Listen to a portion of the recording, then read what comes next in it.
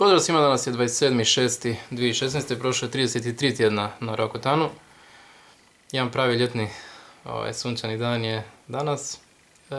Nažalost ne mogu van, svi znamo iz kojeg razloga. Ali dobro, kad završimo ovaj ciklus Rakutana, valjda će i to doći brzo. Što se mora nije teško, što se kaže, tako da nastavljamo ovim tempom do kraja. Kakav je bio ovaj tjedan? Nuspojava nije ni bilo, kao i onaj prethodni, dakle ni glavobolje, ni krvi iz nosa, ni bola u leđima, pogotovo nakon buđenja, što se inače vrlo često događa.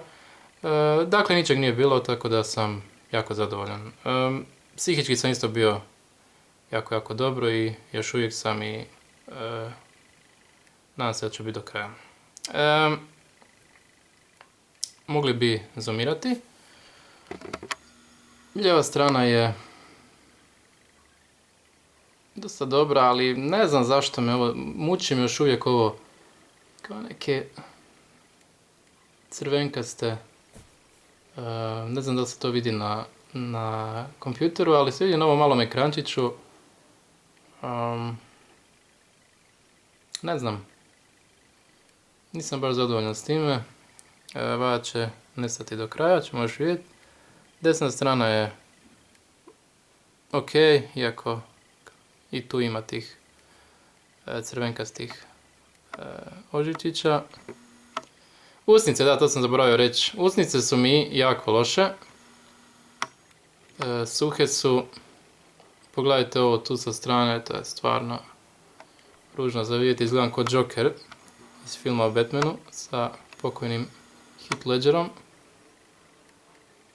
Ovdje i ovdje je taj problem.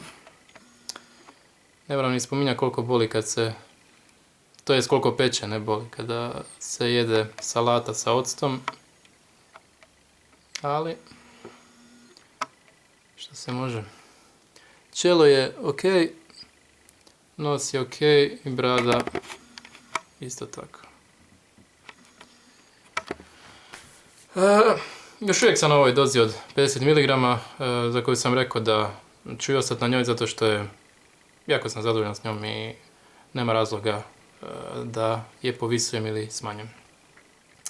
Eto, to je bilo to i ja vas pozdravljam do idućeg tjedna.